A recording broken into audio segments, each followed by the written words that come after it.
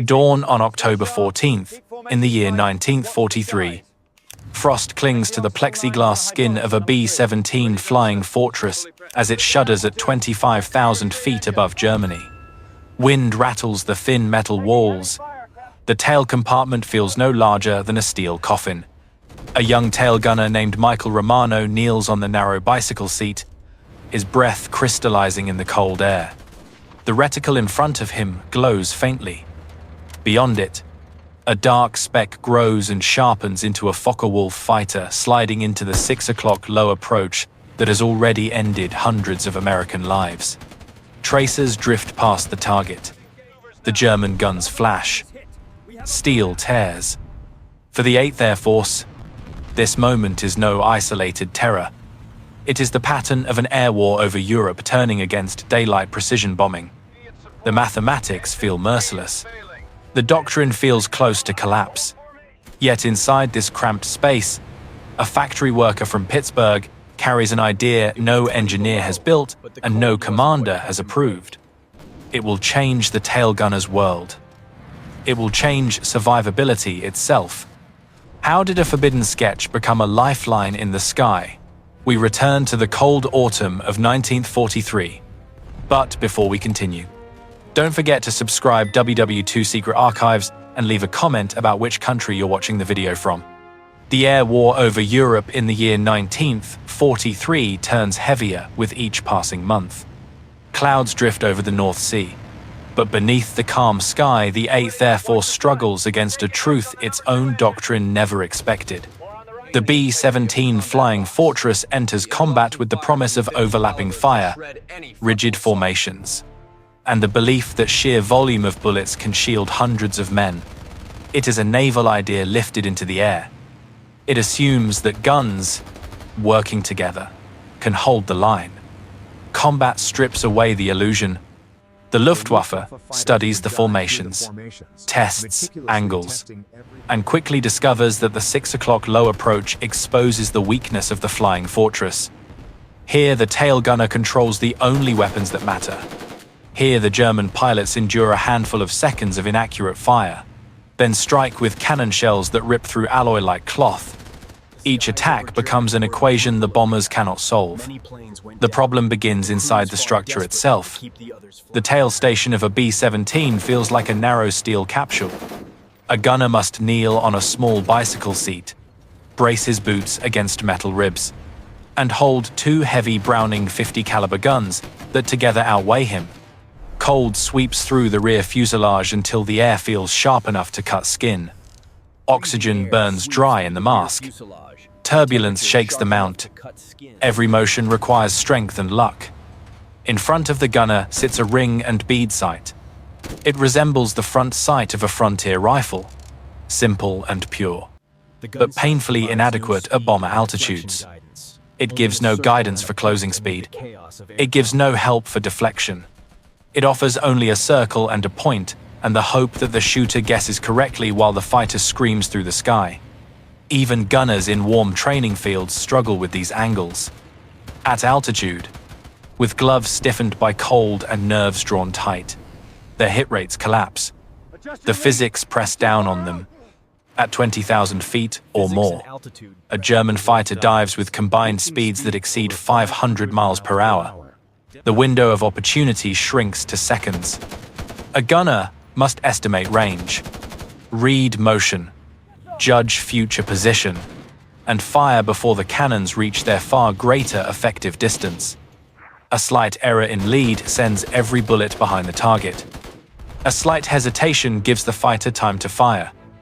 Data from aerial gunnery schools show that even the best marksmen barely score above 12% in controlled trials.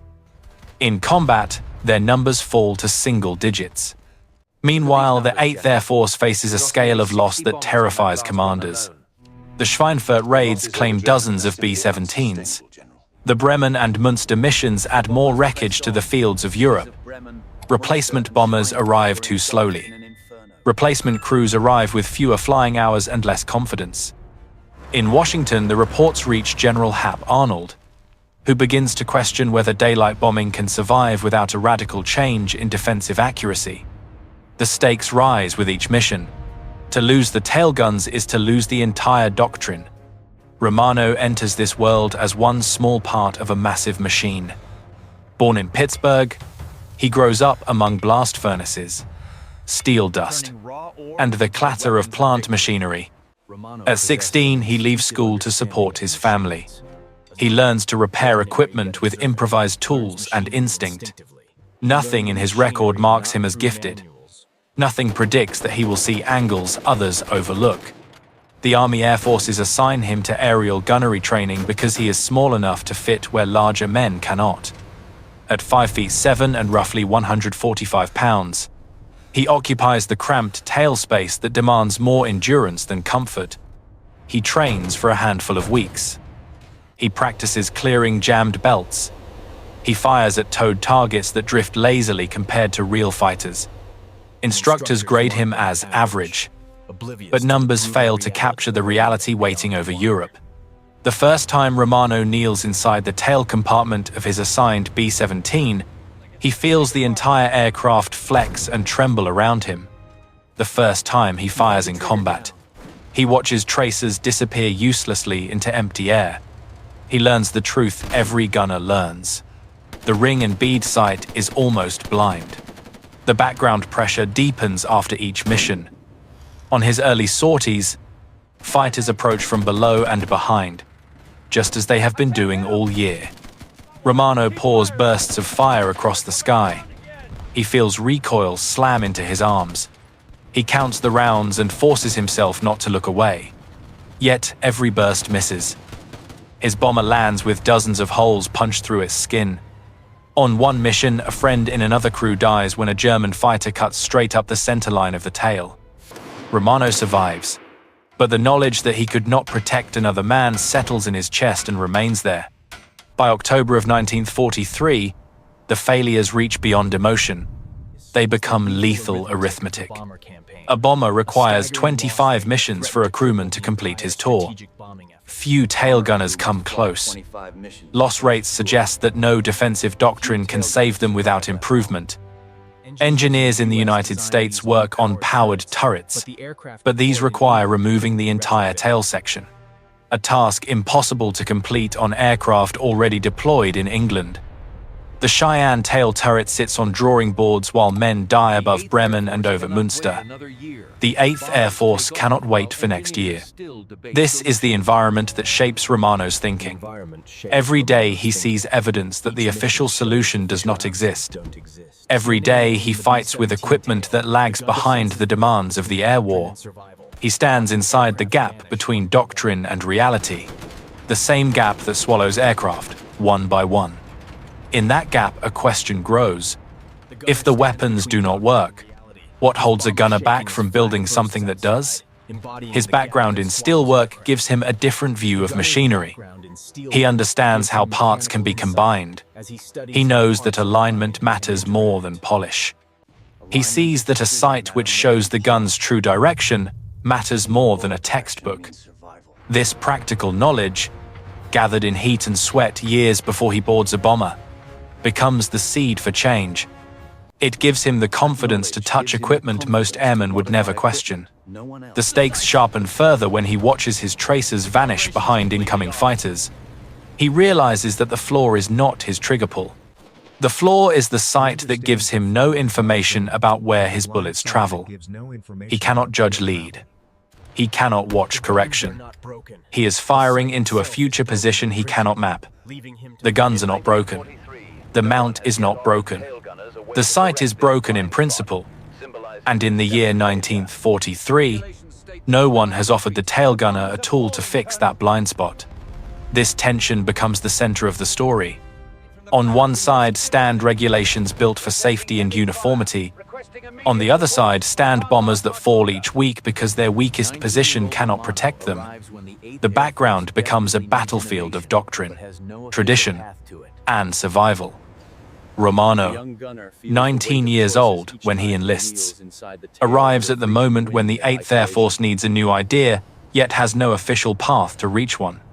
He feels the weight of those choices every time he kneels in the tail. He feels it when cold numbs his fingers. He feels it when oxygen thins in his mask. He feels it when the German fighter rises into view and the same cruel equation begins again. What he needs is not a new weapon. It is not a new turret. It is a way to see, a way to understand bullet path before the enemy reaches firing distance, a way to give the tail gunner a chance to act with knowledge instead of hope. By early October, that need becomes urgent enough to outweigh fear of punishment.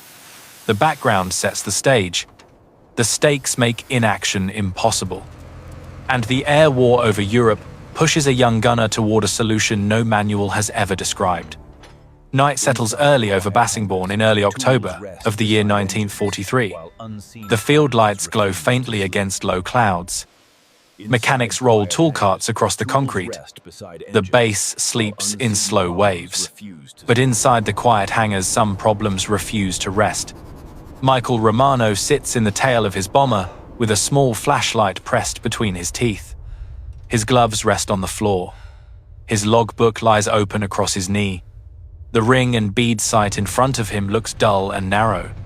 He watches his dim reflection on the curved plexiglass, and something shifts in his mind.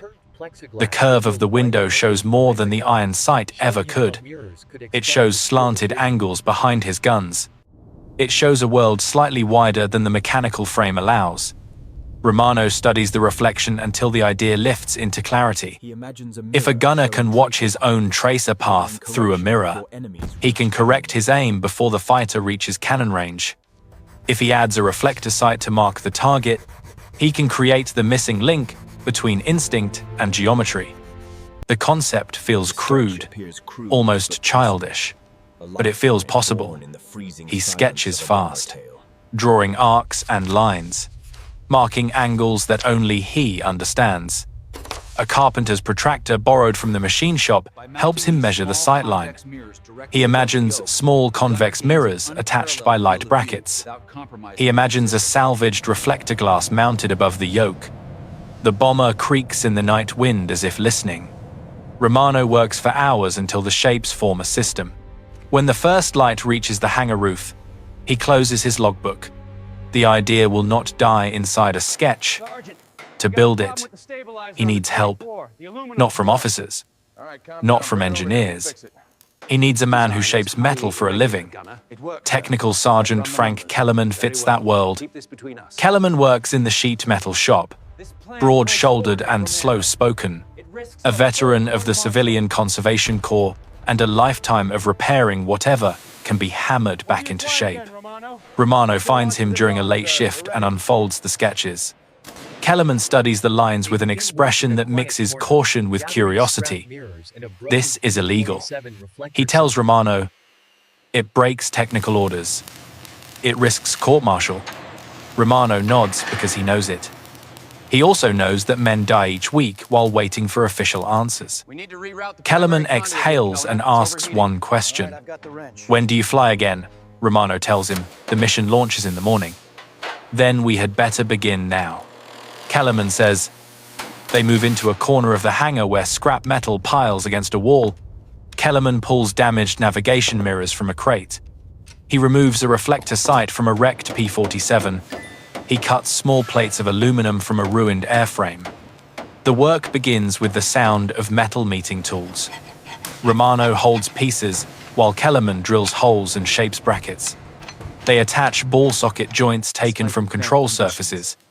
They file edges smooth under dim lamps. The reflector sight mount proves stubborn, but Kellerman welds a frame that hugs the cramped geometry of the tail position. The smell of scorched metal fills the air. Just before dawn, the device stands assembled on a bench. 3 small mirrors on adjustable mounts surround a simple reflector sight. It looks improvised, but solid. Kellerman carries the kit to the bomber. Romano climbs into the tail and guides the positioning. Bolts tighten. Safety wire binds joints. The reflector glass sits in line with the gun yoke. The mirrors angle outward to catch the future arcs of tracer fire. Nothing about the assembly appears in the maintenance book. Everything about it feels like a gamble. Hours later, the crew gathers for the briefing. The target is Münster. The Luftwaffe is expected in full strength. Romano stays silent. His pilot does not inspect the tail. The engines roar across the field, and the bomber leaps into cold morning air. As the formation approaches Germany, the sky turns harsh and bright. Contrails streak behind the bombers. The radio crackles. Ahead and below, the black puffs of flak expand like blossoms made of soot. Romano kneels and watches the horizon. When the first Bf-109 appears from the rear low position, he locks onto the reticle. The glowing circle floats steady against the sky. In the edges of his vision, the mirrors brighten with the shapes of his gun barrels. The fighter climbs at an angle he knows too well. Romano fires a short burst. The mirrored reflection shows the tracers drifting behind. He adjusts by a slight lead. The reticle glides ahead of the fighter's nose. He fires again. This time he watches in two worlds at once. Through the reticle he sees the fighter enlarge. Through the mirror he sees the tracers meet the fuselage. A flash bursts near the engine, cowling. Smoke pours out. The enemy rolls inverted and spins downward. Romano does not shout. He only breathes. For the first time he has seen his own bullet path. For the first time he knows exactly where his guns will land their fire. The bomber returns to England with a confirmed kill. But the celebration lasts only minutes. During the post-flight inspection, the crew chief discovers the strange attachments in the tail and calls the armament officer. Captain Richard Voss arrives with a clipboard held like a weapon. His voice slices the cold air. He demands an explanation for the unauthorized device. Romano stands at attention and states the truth. He installed an improved sighting system. Voss lectures him on regulations, structural safety, and military discipline. He warns of court-martial. He does not care about the kill. He cares about the violation. Romano listens without apology. Voss orders the device removed. Word spreads across the base by dinner. Gunners gather around Romano with questions. How did the sight feel? How did the mirrors help? How did he track the fighter? Some men want the system immediately. Others fear the consequences. In the technical offices, the mood hardens. Officers worry about precedent. If every enlisted man modifies his weapons, chaos will follow. The debate intensifies until the assistant armament officer, Captain Morrison, calls an emergency meeting. The meeting room fills with 14 officers. Charts stack on the table. Technical orders sit open. Morrison stresses the danger of unauthorized modifications. He argues that the system needs studies, oversight, and engineering approval. But the operations officer, Major Calhoun, challenges him. He states that the group has lost too many bombers to cling to doctrine. He demands a test under controlled conditions. Voices rise. The room fractures into two camps. Engineers cling to rules. Combat officers cling to survival. Colonel Stanley Ray, commander of the 91st Bomb Group, enters the debate late but ends it with a simple question. How many B-17 bombers did the group lose last week? The officers hesitate. 17 aircraft. Morrison answers. And how many fighters did our tail gunners shoot down? 3. Ray absorbs the numbers in silence. Then he issues his ruling. Romano will fly the next 3 missions with his device installed and gun cameras recording. If his accuracy improves, the system will be approved. If not, it will be removed and Romano disciplined. No one argues further. The next mission launches at sunrise on October 12th. The target is Bremen. Cloud banks drift over the German coast. Interceptors rise to meet the bombers in swarms. At 11:23, a Focke-Wulf dives from 7 o'clock high. Romano sets the reticle. The mirror flashes the lines of his barrels. He fires. The tracers adjust in real time. The wing root of the fighter erupts in flame.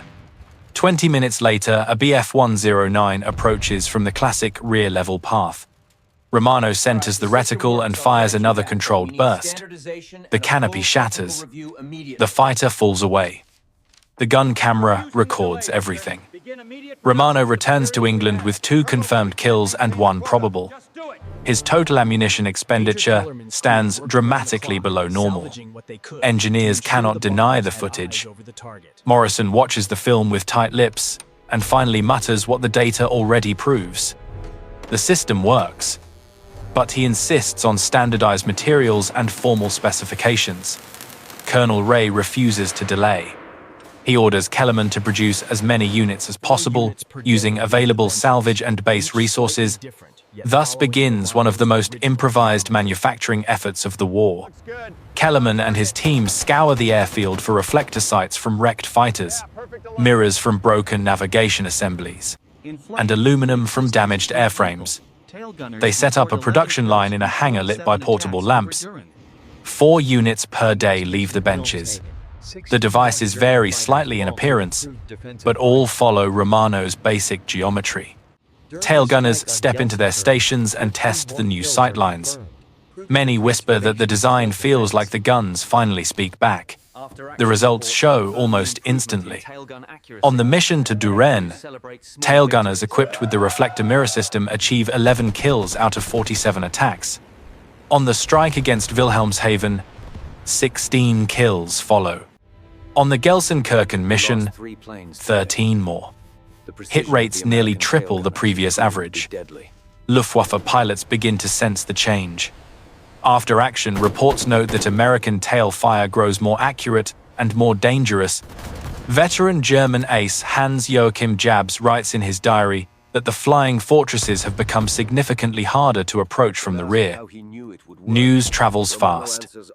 Brigadier General Frederick Castle, commander of the 4th Bombardment Wing, visits Bassingbourn in mid-November. He climbs into a B-17 tail and tests the range of motion himself. He reviews Romano's gun camera footage. Then he asks the young sergeant a single question. "How did you know it would work?" Romano answers with honesty. He did not know. But he knew the old sights failed. Castle studies the device once more and announces his decision. The entire wing will receive the modification within 30 days. Installation spreads across several bomb groups. More tail gunners learn to center the reticle and watch the mirrored traces slide into alignment. More German fighters fall short of their attack runs. The Cheyenne turret program in the United States incorporates the principles that Romano discovered by instinct. Its production site sits nearly where Kellerman welded the salvaged P-47 sight inside a narrow tail compartment months earlier. Small changes ripple outward until they shape the war itself. By winter, the 8th Air Force sees measurable improvement in survivability. Losses from rear attacks drop sharply. The Luftwaffe, long accustomed to the safe 6 o'clock approach, shifts to head-on strikes instead. These frontal assaults carry greater risk for the attackers. German attrition climbs. The air war tilts further in favor of the Allies.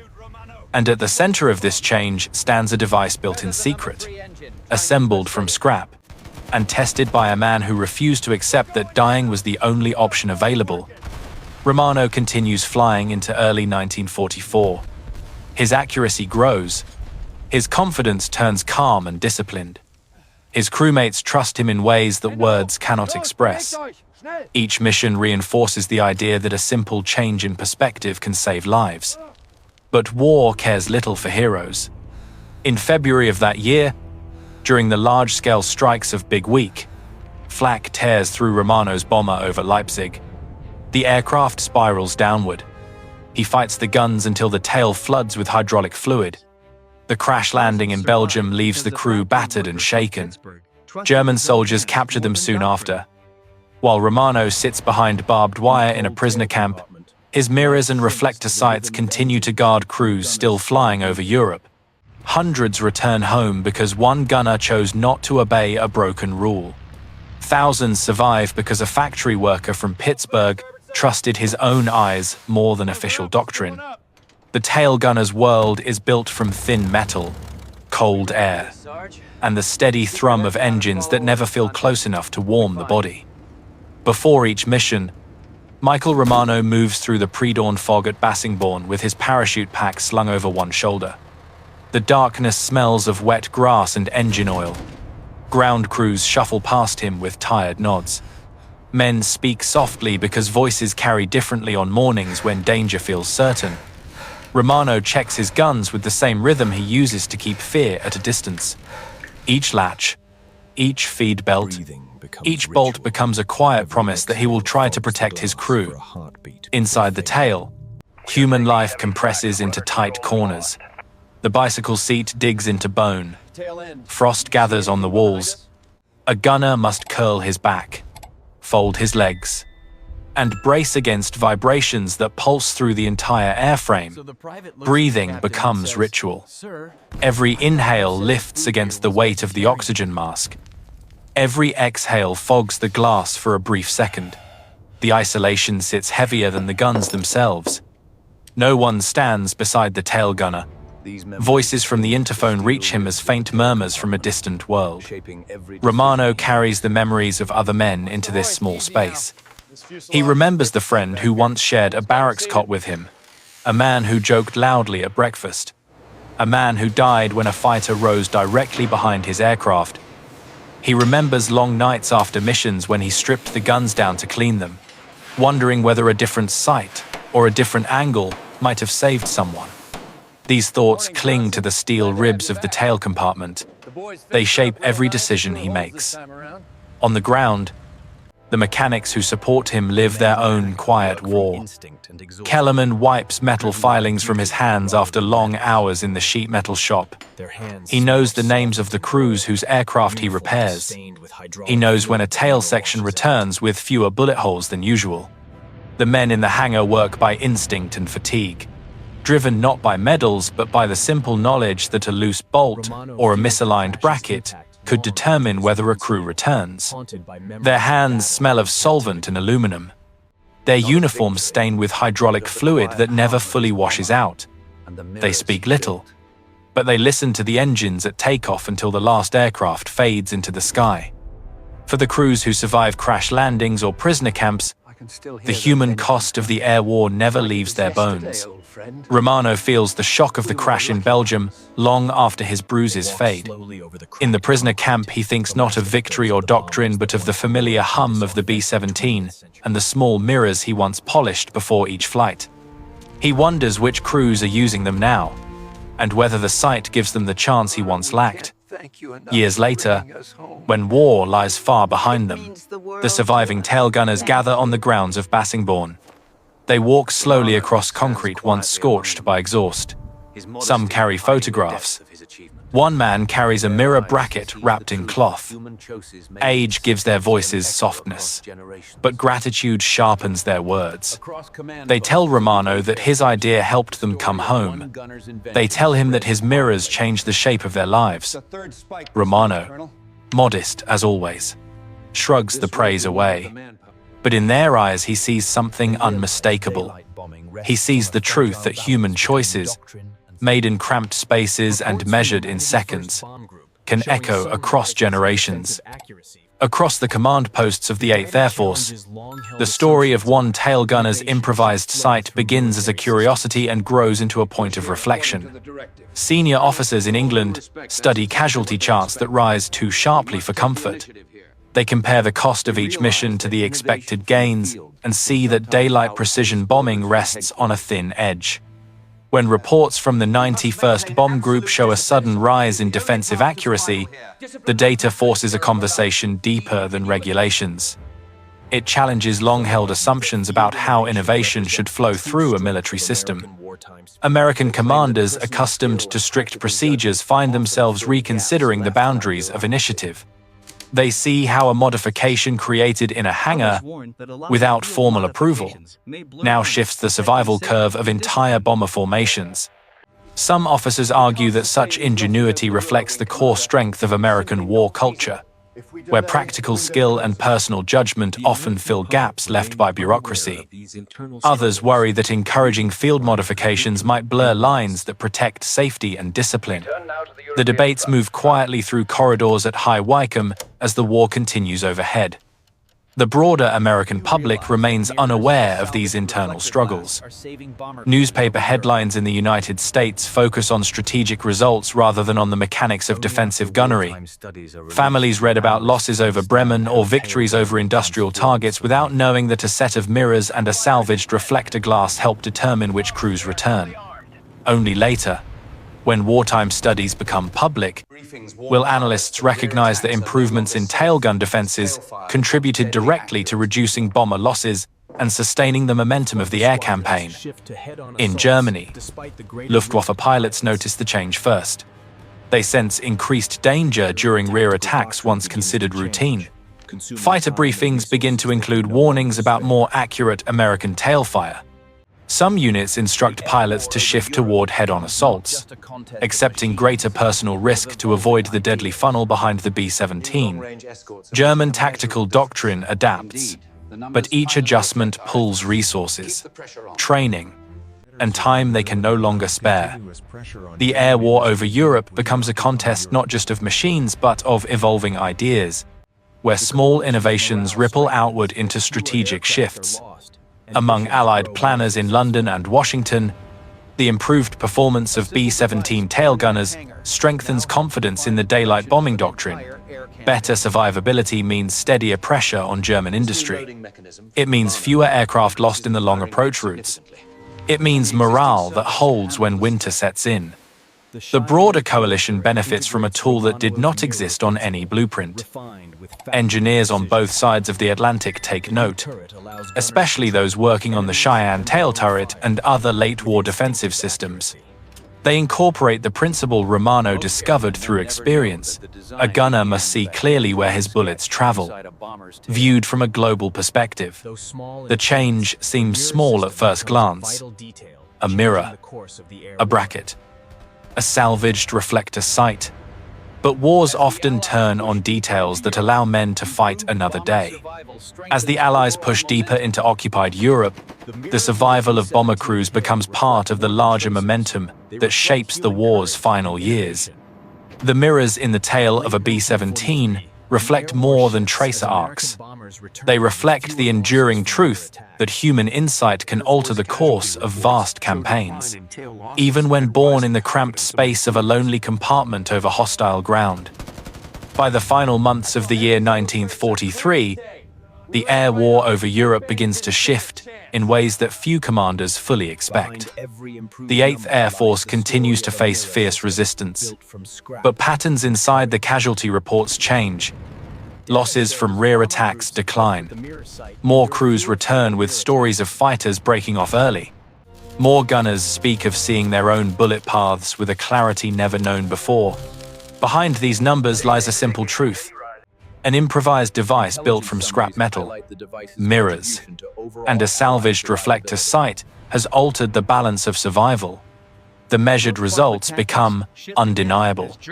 Bomber groups equipped with the improved tail sight endure fewer fatal strikes from the 6 o'clock low approach, a direction once considered nearly hopeless to defend. Engineers compile data showing that hit rates rise steadily through the winter. Analysts calculate that the cumulative effect saves hundreds of aircraft and thousands of men. These findings echo through intelligence summaries, operational reviews, and the confidential briefings that shape Allied strategy. What begins as an unofficial field modification grows into a factor within the broader campaign. The impact reaches beyond statistics. Luftwaffe tactics shift as German pilots confront the new risks behind an American bomber. Attacks once launched with confidence now require caution or complete redesign. Head-on assaults become more common, but these maneuvers expose fighters to their own deadly dangers. German attrition increases. Each pilot lost represents not just a machine destroyed, but years of training gone. By the time the Allied air forces prepare for the massive operations of 1944, The skies hold a different balance of experience and confidence. Romano's insight does not win battles alone, but it plays a quiet part in narrowing the gap. In the United States, engineers study the reflector principle and incorporate it into the Cheyenne tail turret, refining the concept with factory precision. The new turret places the sight where the gunner can track both the enemy and his own fire with instinctive ease. Crews flying later versions of the B-17 take this clarity for granted. They do not know, unless someone tells them, that the system grew from a drawing scratched into a logbook by a young man no one considered an engineer. Yet the lineage is clear in every angle and every mount. The war's final years unfold under the influence of an idea born not in a design office, but in the cold of a cramped tail compartment. After the fighting ends, the Strategic Bombing Survey reviews the data from the entire campaign. Analysts searching for patterns in loss rates find that improvements in tailgun sighting correlate with meaningful declines in rear attack casualties. They note that the change affects not only the 8th Air Force, but also the 15th Air Force and other units that adopt similar concepts. Although the reports phrase their conclusions in technical language, the meaning runs deeper. Innovation that protects human life need not begin with authority. It can come from the hands of a worker who refuses to accept failure as the price of obedience. Michael Romano returns home in the spring of 1945, carrying the weight of captivity and the fatigue of war. The Army Air Forces award him the Distinguished Flying Cross and mention his contribution to defensive armament only in careful terms.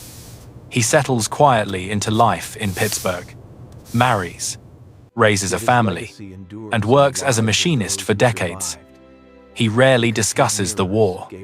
He does not mention the night he built a device that shifted the fate of men he would never meet. The obituary printed many years later reduces his service to a single line. It cannot capture the magnitude of what he did. Yet the legacy lives in ways he may never have imagined. It lives in the letters written by men who survived because their attackers broke off early. It lives in the families that grew from marriages that might never have happened. It lives in the memories of the gunners who gathered at Bassingbourn long after the fighting ended and thanked the quiet man whose mirrors gave them a chance to come home. Even in modern aircraft, where computers calculate lead angles and sensors track motion, the principle remains unchanged. A gunner fights best when he can see clearly. History often records the names of generals and designers. It rarely honors the men who work in darkness with improvised tools. Romano stands among those who bridge the gap between what a system demands and what reality requires. His act was simple and courageous. He refused to watch others die while waiting for approval. He chose to build the thing that needed to exist. In doing so, he reminded the world that courage is not always loud. Sometimes it is the quiet resolve to make a small change that alters the course of a vast war. Imagine now the tale of a B-17 sitting silent on a museum floor. Frost forms on the glass during winter nights. The gun mount rests still. A faint smudge remains on the metal where a mirror bracket once sat. The silence inside that compartment holds the memory of a young man who changed the sky with a sketch and a belief in better tools. His story endures like a reflection caught in curved plexiglass, waiting for those who look closely. If this account deepened your understanding of the war in the air, join us at WW2 Secret Archives, where forgotten stories still wait to be seen. Don't forget to subscribe before checking out the next video in the end screen.